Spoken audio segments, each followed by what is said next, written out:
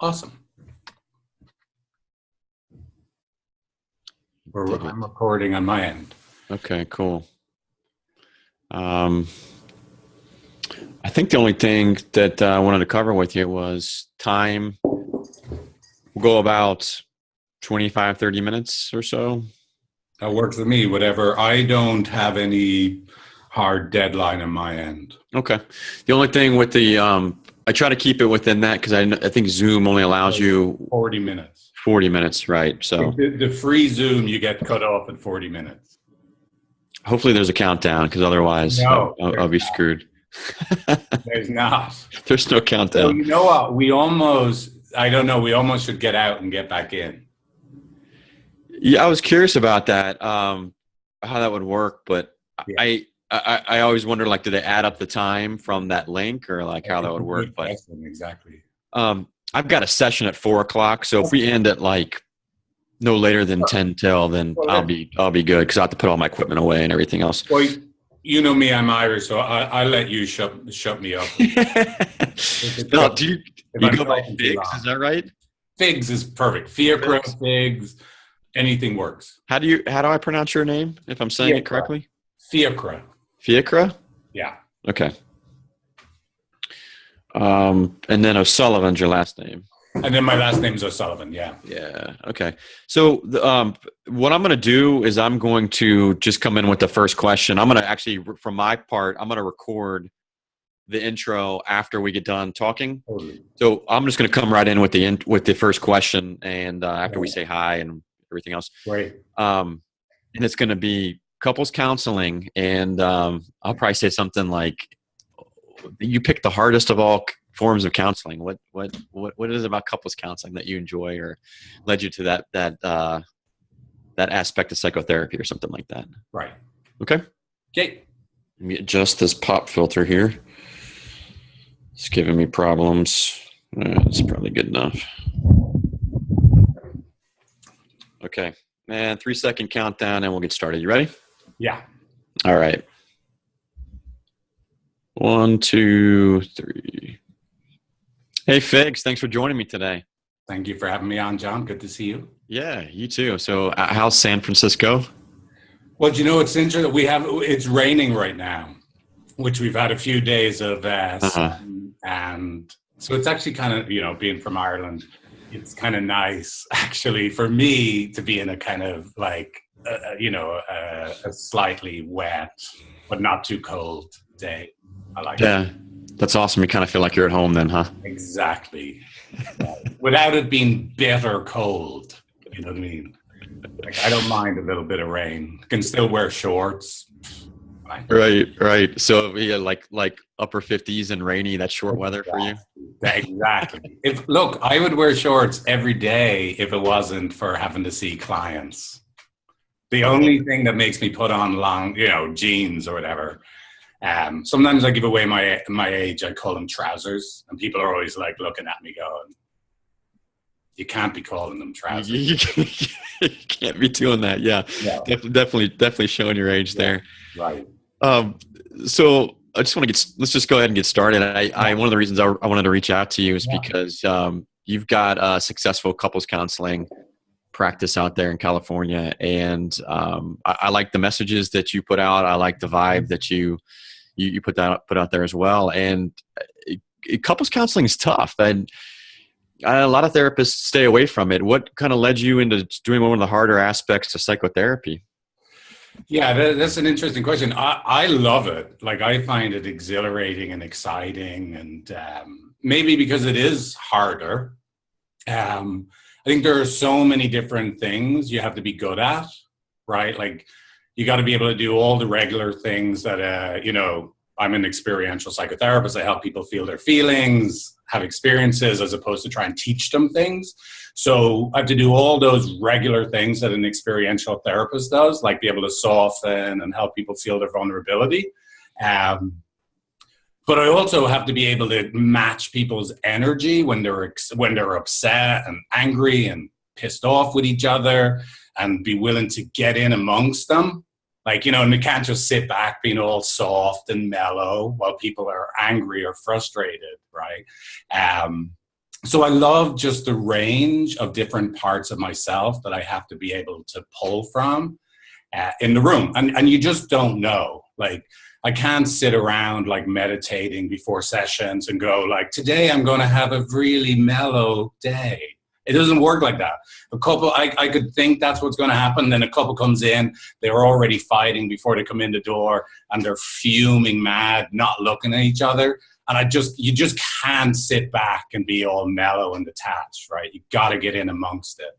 And, so I love that, I mean, on a personal level too, look, I do think my life's work has been like, how do I transform my own like raw edges and like painful places inside that make it hard for me to be in intimate relationship, right? Because, kind of the assumption I have is that all people have places inside where they don't feel lovable. And I certainly have those places. And when those places get touched, I don't look particularly lovable to other people, right? Because I'm either blaming or shutting down or something like that. And so for me, being able to do that work on myself in terms of how can I show up in that vulnerability, even though I can feel threatened, has been, the key that I could be married and be a dad and happy in that life. It's just amazing. And so getting to help other people do the exact same thing is just phenomenal. Like, it's crazy that that's what I do for a living, that people like come and see me. So I help them love themselves and love each other is awesome. I'm really glad that you said that, because I feel like being, I guess, having to feel like you're a certain way or a certain demeanor with the couples is one of the biggest reasons why people will burn out doing couples work, and why you'll have a lot of people stay away from it. You just alluded to, I feel like you talking about you're bringing your own stuff into sessions. Absolutely. Being able to model behavior for your couples, and being in the moment there with them. Absolutely. Look, at some point I'm going to actually write a blog post on this. So I have all this, like, I've loads of experience and trainings, and I used to live at Esalen, and my dad's a therapist, mom's a therapist, sister's a therapist. I've lived in this world forever, right?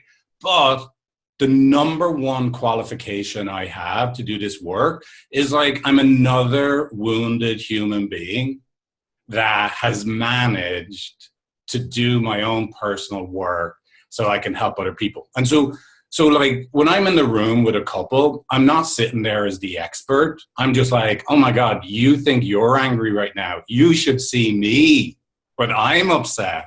Like, the only reason I'm able to be wise in this moment is because I know exactly what that's like, to feel abandoned by your partner. It's like they never come home. It seems like you're not important. Or I know exactly what it's like to feel like no matter what you do, your partner's never going to be happy with you, and how painful those places are. Without that, like, what I would say, the barometer of those vulnerable feelings and ability to sit in them inside myself, I could never help other people. Even if I had all the wisdom and knowledge of like what to do and when to do it in the world, it's not going to work unless I can really feel that pain, and I'm willing to share it with my clients. Yeah, totally. Okay. So a lot of people that are watching this, maybe they're couples therapists. I'm going to guess that there's some, and they're listening to what you're saying. And I'm guessing they're asking the question, how do these couples respond to you when you're coming through in such a unabashed, authentic way? Like, how are they responding to your demeanor? Well, I mean, I don't know what to, I mean, look, just, it's taken a long time. It's not like just an overnight thing that I am comfortable being exactly who I am, like warts and all, right? And so obviously this is just my own worldview. That is unbelievably powerful, to be comfortable. This is who I am. These are the places I can feel ashamed. I get angry too. I shut down too. Like, that's really, it helps people feel safe. It helps people feel contained. And the most important rule for me is that nobody gets shamed. No one will ever leave my office having felt shamed. So what's the best way I know how to do that is like, again, my chair, even though I'm 6'3", I try and keep my chair lower than theirs. I'm smaller than them. I'm more slouched than they are. Now, I wish that was on purpose. I'm bad. Right. But like, so yeah, look, I'm a wounded healer. I lead with it. And if people resonate with it, brilliant. If they don't, look, as you know, as a therapist, there's no way my way of working is right for everybody, right? If someone wants a buttoned up therapist that is the expert in the room and they have a pipe, I was going to say a beard, but it's okay. But you know what I mean? They look that like, they've got the dark brown furniture and the pipe and, it's just not me, so, and that's cool. I'm happy to help them find someone else. But people love authenticity, I think. I do. Well, you're not trying to get everybody to like you. I mean, that's simply put, but you're not trying to get everyone's services and trying to cater to their needs and wants in ways that you're not comfortable doing. So you're staying authentic to yourself and you're helping them in the process. Absolutely. I mean, let's be clear. I really like people to like me. But again, I know that as a vulnerability inside of me. Like, there is nothing I'm going to be able to do with a couple unless we have an alliance. Right. Now, I definitely, like every couples therapist is different, right? I lean on my likability for sure. I'm probably a lot more than other therapists. Do you remember like when George Bush, like Jr. or whatever, was going for office and it was all about, would you have a beer with him? Yeah. Like, I definitely probably lean a little bit more than most therapists, and maybe more than I should, is that people actually enjoy coming to see me because they're going to go see someone. Not only are they going to be able to feel their vulnerability and connect with each other intimately, but we are going to have a laugh doing it. Even in the midst of crying, we'll have fun. Do you feel like that helps them not take themselves and their problems so seriously? Exactly. Yeah. Yeah, exactly. I love the old like Gestalt, expression that people used to say in Esalen back in the day. If it's hopeless, it's not serious. And if it's serious, it's not hopeless. Right? So he's always trying to like, look, this is really serious right now. It's really terrible. But then I'm always trying to give him like a broader perspective about, and, it's not the end of the world. It's okay. You're just having a tough moment with each other. It'll get better. Let me the one thing I want to say about that. There is a time, and this is what I was saying about the range, being able to put things in perspective and help people calm down and not feel so threatened is really important, right? But there is also a time, right? And again, I think this is the craft of couples work, that you have to actually lead people even deeper into their vulnerable pain. And so instead of actually putting in perspective and everything is okay, you're actually helping them to surrender to what they first feel as hopelessness, but to just like, this is terrible. I'm hurting so much being disconnected from you. And as of this moment, I'm not going to try and make it better. I'm not going to try and see it as a wonderful thing. Because it's when people go down to that place and they're actually softened, if they can engage with their partner from that place, that's where they can find each other again and reconnect with each other. So you got to do both. Put things in perspective so that people don't like go crazy when they're disconnected. But then once we have put it in perspective so that they're actually de-escalated, they're not like looking like, two tigers fighting with each other, right? Then I'm actually going to help them feel even deeper the sadness and pain that they get in when they're disconnected, right? And that makes sense. Yeah. Who's your biggest influence as far as couples work? Oh, like without a doubt, Sue Johnson. So, I'm a certified emotionally focused therapist. Oh. Obviously, I pull on like loads of stuff, and there is no doubt Sue and every other EFT therapist that is part of the, EFT community is sitting with me right beside me in the room, right? There's a map. I know exactly where we are on the emotionally focused therapy map at every moment. I shouldn't say every moment. The moments where I'm not sure where we are, are, you know, that's where there's potential magic that can happen, right? Where the ground seems to have been pulled from under my feet, and trusting the process. Anyway, so Yeah.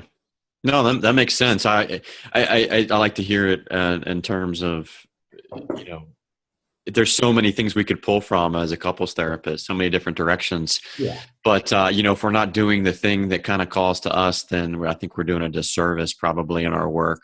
absolutely. Um, it helps keep, obviously it helps us keep focused when we're coming from the model we believe in. Um, if you haven't touched on this yet, I Yeah. want you to tell me if you can, again, couples therapy, extremely challenging. There's all kinds of dynamics going on. Yeah. A lot of therapists stay away from it. But what's your favorite thing about doing couples work? Um, well, it's pretty magical to see the kind of transformation that is possible, right? Like, you know, people come in to see me, and, you know, of course, you know, that whole thing. People usually don't try and change out of inspiration. They wait till things are desperate enough. So unfortunately, most couples that come to see me are feeling pretty desperate. And it is almost unimaginable to most couples that I'm going to be able to help them get better. And in fact, a lot of people are scared I'm going to tell them something about, you know, I'm going to somehow make some judgment or determination that they'd be forced to make a decision to not be together or something, right? When in reality, I find that even within or after the first session, the vast majority of couples start to feel better.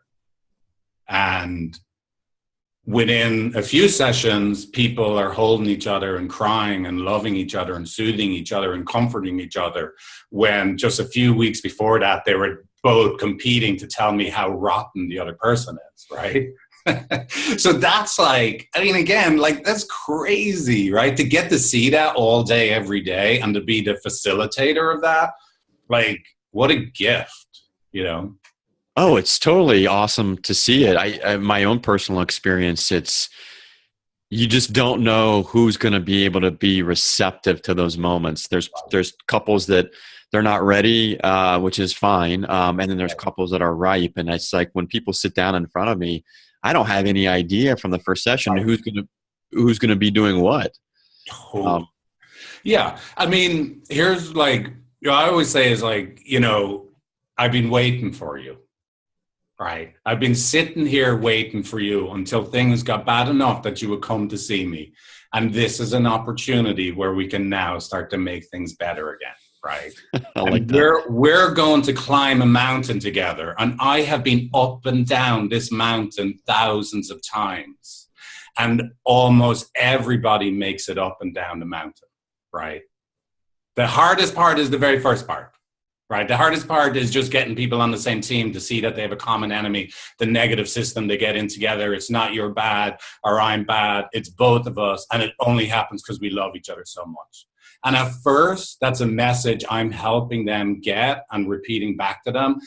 And eventually, it's no longer me telling them, it's their major narrative about what happens between them. And then at that point, when I can then help them actually love each other and share with each other, we have this really awkward moments, usually around the 12th session or so, where I have to say, look, I hate to tell you, but I know you like coming to see me every week, but it's time to go, right? Your time with me is done. You do not need me. Can you reach out to me? Like, you know, going forward, if you really need to come back, absolutely, right? Again, I give away my age. I always say, you can keep me in your Rolodex. But the thing I love about couples work, people get better and they're done. The idea is not that they stay attached to me, is I help them be able to get that comfort and support from each other. I love that. That's really cool. To get victories. And I want to be clear, and it's not just me, again, I do believe it's emotionally focused therapy. The vast majority of the time, couples get better and they stay better, right? And so it's, you know, it's phenomenal. That's really cool. In my opinion. What do you feel like let me ask this again. Yeah, I was reading through some of your blogs, and I noticed that you like to talk about paradigm shifting with couples and relationships and men. And what do you feel like is the most prominent change in couples culture and paradigms right now? Well, I think, the way attachment theory is coming more and more into the fore and is like just accepted as more and more as the leading model or theory to help us understand what happens between two adults that are trying to stay connected emotionally to each other. And so what that tells me, or what I take from it, right, is the very thing that a couple is seeing as the problem is actually the solution. Just seen from just a slight tilt of the head, just a slightly different perspective, right? That the reason you're fighting is not that your relationship is bad. It's because you guys are so important to each other. You're physiologically built that if your emotional bond to your primary attachment figure seems threatened, you're going to react, you're going to have a hard time, right? Because love matters that much. Now, when people start to believe that, even like no matter what you do, you're going to have a few moments or minutes or hours of being in a fight and it's going to really hurt. But at the end of that fight, if you end up with how you make sense of what happened is like, oh my God, look what we just did because we love each other so much. Isn't that crazy? I just spent the last half hour shouting at you because it seemed like you weren't there for me. Wow, do I love you? And the other person is, I went to my room and I pulled the covers over my head because I felt awful, because I felt like I was never, ever going to be enough for you. Damn, look how much pain I can feel because of how important you are to me. Wow, now they can love each other again, right? So reframing what conflict really means, why it happens, and how that the most vulnerable part inside of you is not a weak part, it's not a needy part, it's the best part of who you are. It's lovable, it deserves love, and that is the same for every single human being on this planet, right? So I work really hard on helping people start to consider, right, that the parts of yourself that you try desperately not to feel and show other people, that they are beautiful parts of who you are. And we want to get them out into the light and let them be loved up by yourself and your partner. So yeah. Do you feel like men tend to struggle more than women? And if so, do you feel like it's shifting so men are becoming more emotionally in tune? Right. Well, so look, I think that's definitely the story that's out there. And I actually find that men, and again, this is a big generalization, but men often get it much quicker than women in the room. Really? Yeah, right. Because let's just say, like, let's say the vast majority of people who are pursuing for closeness are women, and the vast majority of people that are pulling away from closeness, they're withdrawing, are men. But then remember, no one's ever pulling away from closeness because they don't want it. It's just because it hurts so much to feel like they're a disappointment when they do get close. So you give then the withdrawer, most of the time the man, but definitely not always, you give that person some space and time to explore and be curious about and sit in the pain that they're actually in, right? That they're not just being bombarded with, but why didn't you take me on a date? Why didn't you come home? Why did you come home late, right? That we actually get to like really create a safe container for them to sit in and notice their pain, and that their partner or spouse sees, oh my God, I thought you actually just didn't care, but it turns out you're hurting so much inside, right? I just think men haven't been given the right space to to feel inside themselves and to show the level of pain they're in when they're disconnected in relationship, right? I'm constantly blown away at the emotional intelligence of men when given the space and time. Ironically, because this story is so pervasive that it's the women are trying so hard, or the emotion pursuer is trying so hard, and the man or the emotion withdrawer, right, is just not doing anything, right? That's now harder to break down that, hey, come here, that isn't the whole story. That's not what's really happening at all. That can take a little longer to break down and change. Not always, right? But damn, I don't want to get myself in trouble, right? But you know, both people are hurting. Both people need a bit of time to be able to feel the pain and share it with each other a little bit differently. Right? So, Yeah, I like that. There's an inverse to that.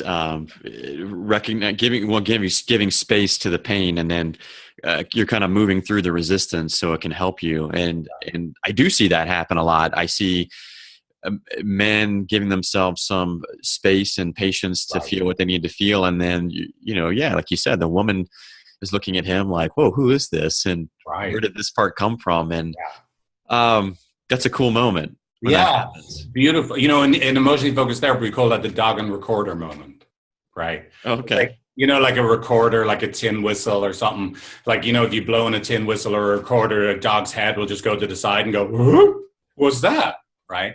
So yeah, those moments are amazing where you help like an emotional withdrawal, let's say a man, most of the time, right? Like show that they're actually hurting inside. It's not that they're just defensive or they don't care. And you see the emotional pursuer woman most of the time go like, whoa, what was that? Right? Who is that person? Yeah, it's a beautiful moment, right? It's a beautiful moment. And the beginning of a path out of, you know, like unrelenting conflict or, you know, having the same fight over and over again. Well, absolutely. You start to heal couples, and men and women start giving themselves permission to be vulnerable. Right. Not to sound melodramatic, but imagine how the world can change when people start to have conflict resolution. Absolutely. Yeah. And that's, you know, I definitely feel like, you know, the key for, you know, our planet, human beings to thrive is empathy.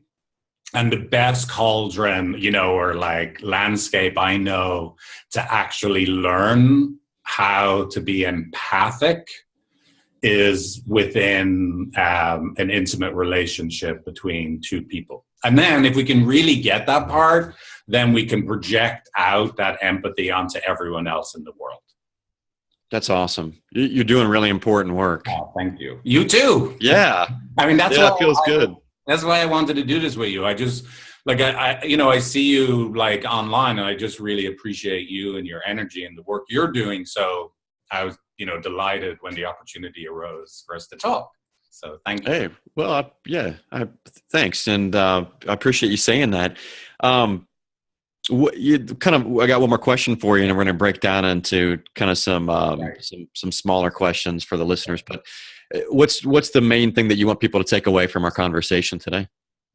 I guess the main thing is that love matters, and because it matters so much, you're going to feel threatened in moments where it looks like that love isn't present.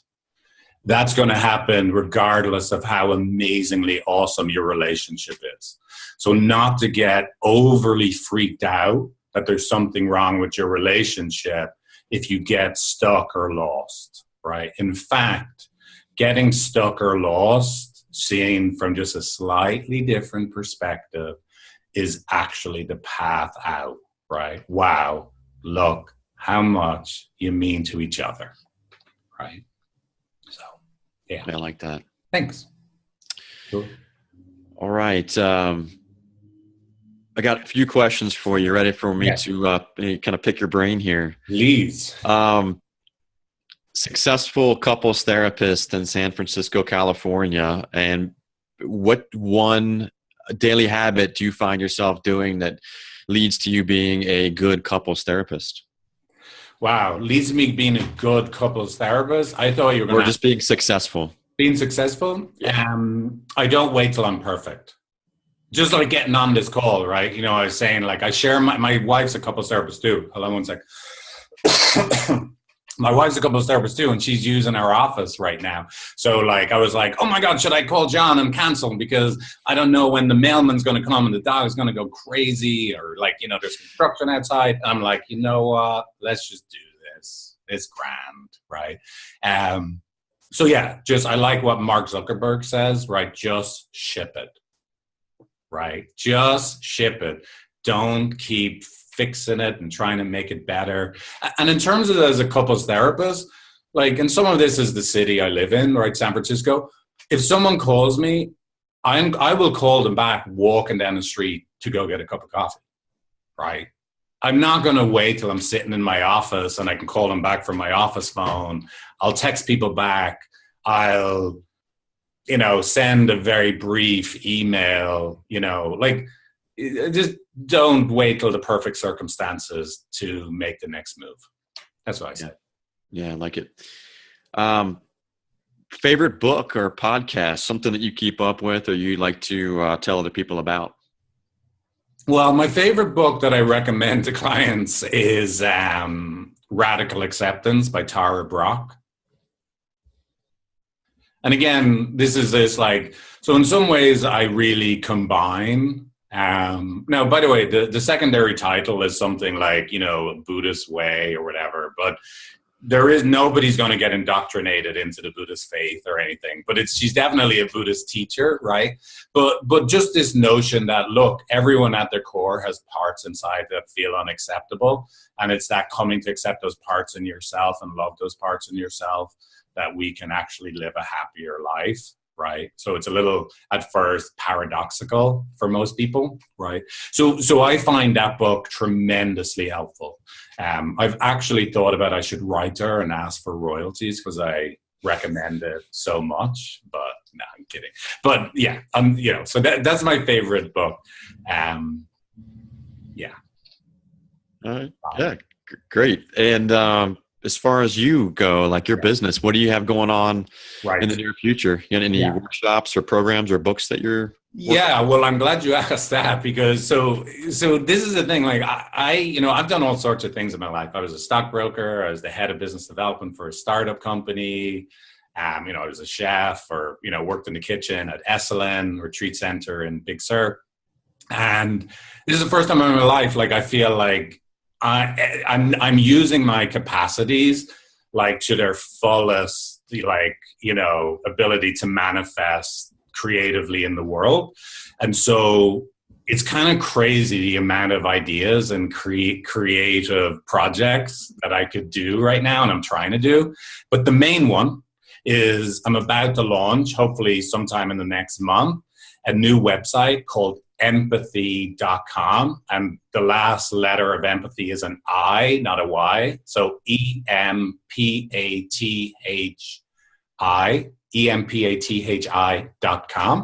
And empathy is basically going to be a free tool for couples so that you can learn about who you are from an attachment perspective and who your partner is from an attachment perspective and who you guys are together from an attachment perspective, and then get daily reminders or prompts about how to continue to attend to your love and relationship. It's all free, right? So I'm like crazy. I'm building this, like, I have all these people helping me. That's the stressful part, right? That no one else is doing it for free. But I really, really want to try and get this wisdom into the hands of more people. The fact that the only way as of right now, people really get access to this information, right, is like they have to come into my office and pay like, hundreds of dollars for one session, like, is crazy. Right. I want to create a lower barrier for entry for people. And so I'm trying to find digital, innovative, creative ways to do it. And so that's what empathy.com is. And then the other thing is I'm just writing as much as I can. I don't know if you saw, like, my last article is like, ignore this advice. It's ruining your relationship, about how please stop asking your partner to meet your needs. You're going to get yourself in trouble. And then the one before that was sometimes you're an asshole, which the title kind of ruined any chance of virality, but I just couldn't give up the title. But so I'm just having lots of fun at being creative and trying to get this wisdom out there to more people. Yeah. Well, it shows. I mean, the methods that you're choosing and you don't have to do free website. There's a lot of ways you could probably monetize that, but to be focused on just getting that good information to people, that's really cool. And your blogs I've been keeping up with, and I like your writing style. Oh, And thank you. yeah, yeah. So definitely be sharing a lot of that on the page, the Yeah. Facebook page for the True Calling Project, and Awesome. keep me up to date on the launch for the website too. Yeah. Well, and likewise, please keep me up to date what you're doing. And I'll share with you the empathy.com site when it's ready. I'm really hoping it's pretty detailed process, right? It's probably like at least 30 minutes of content and all the daily reminders for couples. And then we're also in the process, like version 2, we're going to have a iOS app in the works where it's going to be like an actual chat box, a bot, B-O-T, where you could actually talk to, we're calling it Figlet, little figs. Like, at any moment on demand, you can talk to little figs. And so, yeah, loads of like what I think should be like really fun, creative, packed with value things that people can do so that the only option to get this wisdom and experience that I'm so excited about isn't having to come in and pay me loads of money. Right. So, because that's the other thing, right? As a couples therapist, there's only so many people I can see. Right. And I know that's a class A problem to have, right. But it isn't, I really am passionate about helping people love each other and feel more connected. I want to get it out to more people. I love it, man. That's awesome. Oh, thank you. Thank you. Hey, this has been an awesome conversation with you, man. We covered so much, and we talked before we started recording, and we were talking about timeline. I kind of wish we could go another 30 minutes or so, but hey, thanks for your time. I really appreciate it. Hey, John, thank you. Anybody that ever listens to me and would like listen to me talk is like one of my best friends ever. Right. So like, look, the fact that you listen to me and ask me questions for like 45 minutes, I love you forever now. Hey, well, next time you're in Cincinnati, look me up and we'll and you're out here in San Francisco. Yeah, absolutely. All right, Figs. Well, take care of yourself. Have a good week, and I'll talk with you soon, man. Thank you. Bye, John. All right. See ya. Bye. All right.